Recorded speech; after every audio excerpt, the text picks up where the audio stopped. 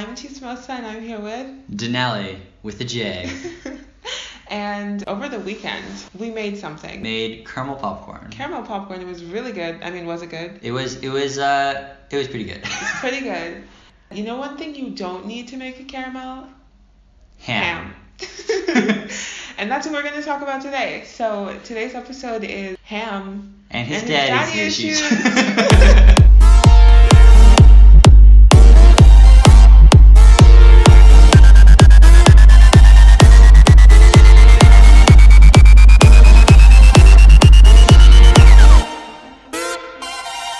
Who is Ham?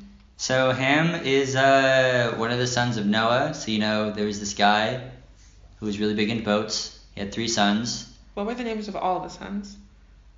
Shem, Japheth. Yeah, and Ham. So Ham was the son of Noah and he also helped build the ark. So he lived before the flood. Then he got on the boat and survived the flood and came off the boat with Noah. And what did Noah do after he got off the boat? So after the whole blah, blah, blah, he released the ravens, he released the doves, blah, blah, blah, there's land. He gets off the boat. He builds an altar. He's thanking God. Everyone's happy. But Noah wants to be a very particular kind of happy. You have to understand, I think this will make sense to a lot of people nowadays. He had been stuck on this boat with his family for, His family. with his family, we're going with that. It rained for I don't know, but it was a really long time. I think it might have been 130 days. That they were trapped in the boat. They were trapped in the boat for a very long time because it rained for 40 days and they had to wait for a while. To let the water just floating around and then for the water to go down. Basically, he went through COVID.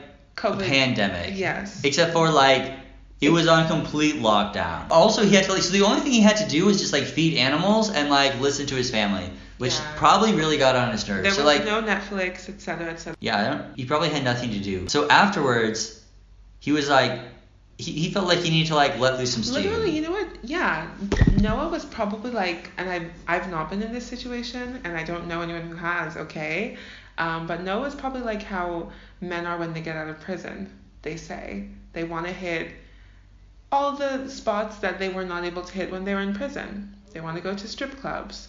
They want to go to bars. They want to, maybe if they're more wholesome, go to the library. My point is they want to experience... They have libraries in prisons. Oh, okay. How do you know that? He's been... Denali is a former inmate. Confirmed. Not true. Confirmed. Not true. 100% confirmed. But whatever. The point is Noah gets out and he's been literally cooped up alongside the chickens. And he's like, I need to blow off some steam. I need to have me time. And just like a mom in Vermont, Noah's me time consisted of some wine. Exactly. First he had to plant a vineyard. And then he had to pick all the grapes. And then he had to make the wine. So he was waiting for this for a while. So when he finally got the wine, he got his first batch. He just He went ham. He went ham. He went ham with the wine. Yeah. And he, at some point, he started off regular, but at some point, by the end of the time, he had lost all his clothes. So it doesn't say how. Right. But, I imagined he was just, drinking alone and dancing in the field without any music and with no friends because everyone else was dead. Except for his wife and his kids, and they were the reason he was drinking in the first place. Exactly. He didn't want to hang out with them anymore. Noah was doing He needed some alone time. Noah was doing truth or dare with himself, and he was doing strip poker with himself. The point is he was turned, he was lit, he was having a good time. And at some point, like you said, he finds himself naked, passed out He drunk himself to sleep, basically. There you go. So in a drunken stupor. And who does the Bible say caught him in this compromising position? It was your boy Ham. Ham? Oh my goodness, how scandalous. Yeah, so he found him naked. Yeah, as you say. I don't think I can sing Rihanna. It's okay. So, he did a thing, which we're going to come back to. But then he went out, and it says he was telling everybody. So he told his brothers, because he thought, He was like, Shem, bro, Dad's naked. Japheth, come listen what I did. And he told them what he did. Yeah. And they're like, whoa. They're like, that's not naked. okay. That's not cool. So and then what did they do? So they went to pick up a cloak, and they being Shem and Japheth, walked backwards towards Noah to cover him with the cloak without them seeing him. So they basically had the opposite reaction from him. At least that's the kind of dichotomy that is demonstrated to us. Yeah, so you can see like the difference in like respect they showed. Like the complete opposite reaction. To be fair, I mean, maybe we'll get to this later, they knew what they were walking into, and Ham didn't. How could Ham walk backwards when he didn't even know his dad was naked? So, but let's get to the curse. To the untrained eye, it looks like Ham saw Noah's nakedness, and then later on, Noah's like, cursed be you, and cursed be your descendants, and cursed this, and you're like, damn, Noah. Saying things like he will be a servant among his brethren, and I mean, that's pretty damning. And it looks like the reason for this curse is Ham's actions, which the Bible records in most translations as seeing his father's nakedness. But as you know from the fact that you're hearing that on this podcast, there is no way that that's all that happened. So it says that he saw his father's nakedness, but it's a little bit more complex because the Old Testament a lot of times speaks in euphemism. So the other time, like this phrase is used, it is quite clearly talking about sexual activity. So it's talking about when the Bible forbids incest. The Bible forbids incest because the characters in the Bible don't act like that. Well, yeah, in the law of Moses, it forbids incest. So it's a little late in coming, I guess. That's hilarious. What it says is if you like discover or see each other's or uncover each other's nakedness. So it seems to be likely that this was a euphemism for like sex. Yeah, basically. So while it's not clear, it's highly probable that what. Wait. Are you saying what I think you're saying? Yes. So we don't know for sure, but it's highly probable that like when Ham saw his father naked, he got turned on. What? And like it's disgusting. Like raped his dad. Like I'm screaming. Which is like crazy. Like I think that this should destroy actually the image of Noah as like a Santa Claus in your mind. Noah was probably more like James Bond, which would make sense. They were eating healthy food. So like an older James Bond, not like the 30-year-old, but like a 60-year-old James Bond vibes. Wasn't he like really old? Like over 100 or something? Yeah, but I mean point. That was in their span of life. Okay, yeah, they lived longer back then. So he was like a zaddy.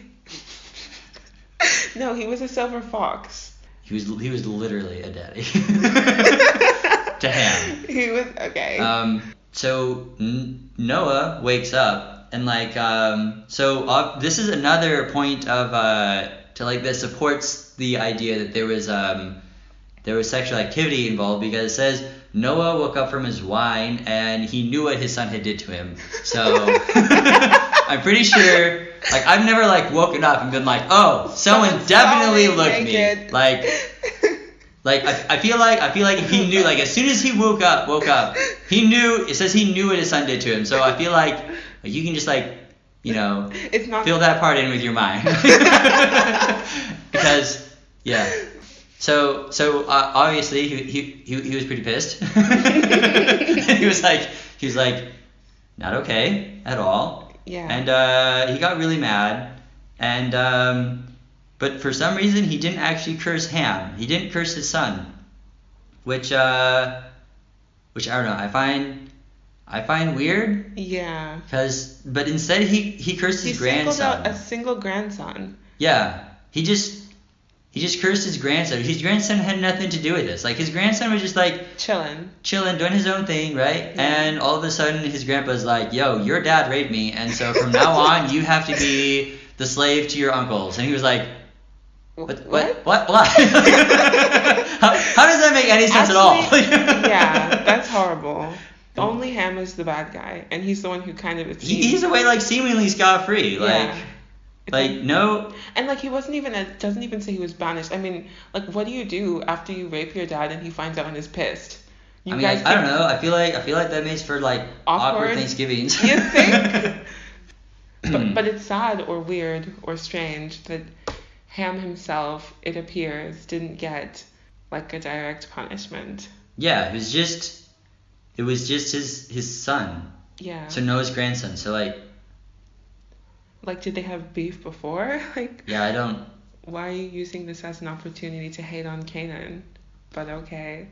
I think there's been one explanation. I think there's one like theory that like maybe he couldn't curse couldn't curse Ham Yeah. because Ham had already been blessed or something like that by God, but like I'm not actually reading where that was. It's like maybe there were like some explanations like that, but basically still pretty weird. Still pretty weird.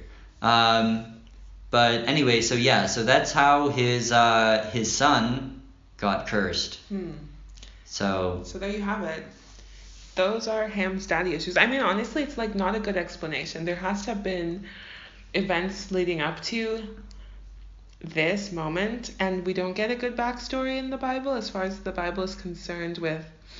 I mean, I think this whole story is told in like 4 verses or something? Yeah, and it's like, that's a lot of tea to hide in 4 verses. We don't get enough of an explanation, in my opinion, or a good enough backstory. It's just like, wham, bam, Ham raped his dad. Wham, bam, Ham is cursed. But actually not Ham, one of his sons. And then it just moves on. So yeah, there you go. Yeah, 6 verses. This entire story is told in 6 verses. So we don't have a lot of information, but like... So what do you think the moral of this story is? The moral of this story is don't be a sloppy drunk. So I think the moral of the story is, so you, like I said before, like all these stories were written, right? And like they had a reason to be written. Like there was a message to them at least at some point. Yeah. And I think you have to like really put this in context of the rest of the flood story. So basically you have the fall of man, and then like they're just getting worse and worse, and finally God repented that he made man, which is kind of like an interesting phrase. It's basically like God regretted doing what he had done, which is kind of like a weird phrase. Like how can God regret doing something that he did even though he always knew it was going to happen, and he's like a timeless creature. Yeah. But yet it says that they became so evil that he did that. And so then he destroyed the earth. He saved the only people that were faithful to him, and he destroyed the world. And then right after, you have this story of this horrible sin. And it's kind of like sometimes I think people go around and they're like, you know, how come good people, like how come bad people are like around, you know, like all these people doing bad things, like why aren't they punished, you know? Why does God let all these bad people to hurt other people? And I think like this story is kind of like an answer to that. It's like, okay, like suppose God took the only few people that were righteous in this world and he killed everyone that was evil.